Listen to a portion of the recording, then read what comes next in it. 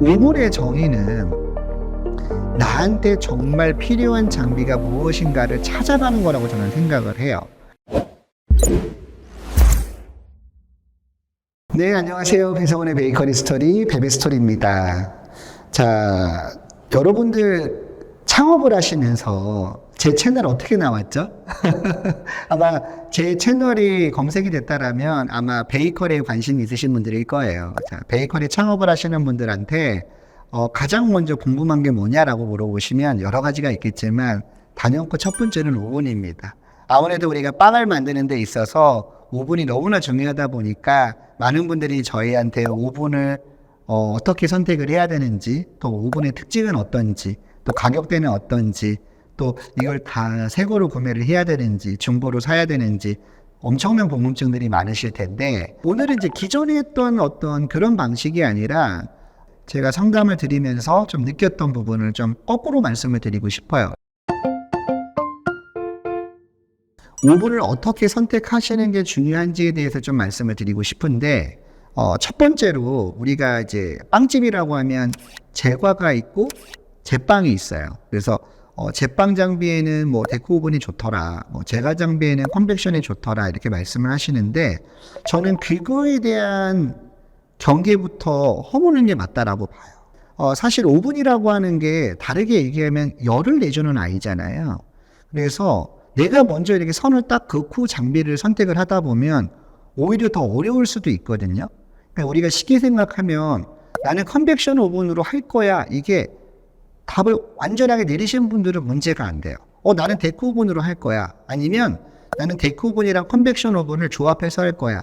어떤 경험적이나 아니면 내가 여러 가지 이유를 들어서 이거를 답을 딱 내리실 수 있는 분은 사실 지금 제가 말씀드리는 게 중요하지 않아요. 근데 정말로 처음 창업을 하시거나 이제 막 빵을 배워서 하시는 분들한테는 컨벡션 오븐은 도대체 뭐고, 데코 오븐은 도대체 뭐고, 그 두 개를 어떻게 하면 같이 쓸 수 있고, 그 조합은 또 어떻게 해야 되고, 생각을 하면 할수록 어렵거든요. 사실 그거는 인터넷이나 유튜브를 뒤져봐도 잘 나오지 않습니다.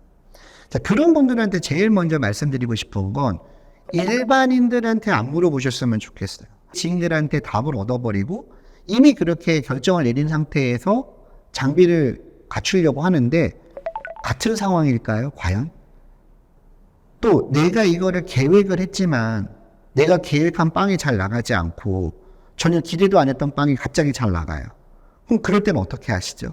그러니까 저는 이런 걸 말씀드리고 싶은 거예요. 어느 오븐이 더 좋더라, 뭐 수입 오븐이 더 좋더라 이런 얘기도 아니고요.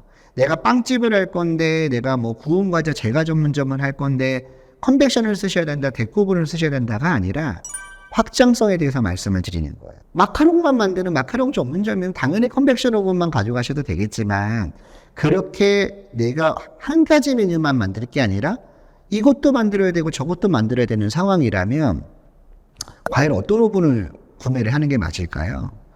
첫 번째는 뭐냐면, 그래도 내가 가장 자신 있게 잘 만들 수 있는 메뉴에 어떤 오븐이 적합한지를 알아보는 과정부터 중요해요. 자, 제가 문제를 하나 드릴게요. 여러분, 소금빵을 구우려면 데코 오븐이 좋을까요? 아니면 컨벡션 오븐이 좋을까요? 이렇게 질문을 툭 드리면 데코 오븐으로 배우시는 분은 당연히 데코 오븐이요 라고 하실 거고, 컨벡션으로 빵을 배우시는 분은 컨벡션이라고 할 거예요. 이게 문제라는 거예요. 우리가 보면 소금빵 전문점을 가셔도요, 로터리 레고보드로 굽는 매장이 있고요, 컨벡션으로 구워내는 매장이 있고, 데코 오븐으로 구워내는 매장이 있어요. 그렇다면 여기서 뭘 생각해야 되냐면 생산성이라든지 소금빵의 특징에 대해서 좀 알아볼 필요성이 있어요. 내가 정말 협소한 공간에서 대량의 소금빵을 많이 만들어야 되는 상황이라면 아무래도 데코 오븐이 조금 더 불리하겠죠. 하지만 예를 들어서 내가 이 소금빵은 시그니처라서 하루에 이를 생산량을 한정 지어 놓고 이거 이상은 생산하지 않을 거야. 이 시그니처 메뉴는 솔드아웃이 되는 거야. 근데 내가 만드는 소금빵은 데코 오븐에서 만들었을 때 가장 이상적이었어. 뭔가 이런 부분들을 가지고 여러분들하고 저하고 상담이 필요한 거죠. 그렇다면 제가 첫 번째 아까 말씀드렸던, 서두에 말씀드렸던, 그럼 그 구운 과자를 만들려고 하는데 그럼 컨벡션도 사야 되나요? 아니죠. 우리가 잘 생각해 보면 웬만한 컨벡션에서 생산되는 아이들을 다 데코오븐에서 구울 수 있어요. 그러니까 내가 지금 가장 주력으로 생각하는 메뉴나 시그니처로 생각하는 메뉴를 데코오븐에서 구울 수 있다라고 하면 당장의 컨벡션 오븐은 구매하지 않는 겁니다. 그럼 나중에 컨벡션 오븐이 필요하면 어떡하죠?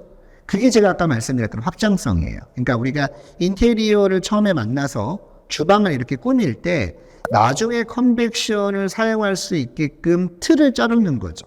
그러니까 정말로 전화 한 통만 하면 내가 원하는 컨벡션 오븐이 설치가 될 수 있게끔 반입 동선이라든지 전기 코드라든지 후드의 높이라든지 그런 확장성에 대해서 준비만 해놓고 오븐 가지고 시작을 하는 거예요. 자, 그런 모든 부분에 대해서 베비스토리는 오시면 지금 당장 오븐은 어떤 걸 사야 된다가 아니라 그런 이야기를 소통을 통해서 확장성을 드릴 수 있습니다.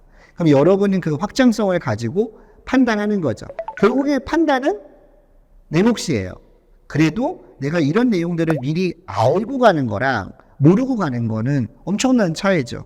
그러니까 이렇게 장비를 판매하는 사람들과 저희 같은 전문가들과 많은 소통을 하셨던 분들은 그래도 내가 나중에 1년이든 2년이든 장사를 했을 때 지금 상황 그래 맞아. 베비스토리가 얘기해줬던 상황대로 가니까 이렇게 변화를 줘야지가 쉬운데 이런 내용을 모르고 창업을 하셨던 분들한테는 어려움으로 다가갈 수 있습니다. 그래서 오븐의 정의는 나한테 정말 필요한 장비가 무엇인가를 찾아가는 거라고 저는 생각을 해요.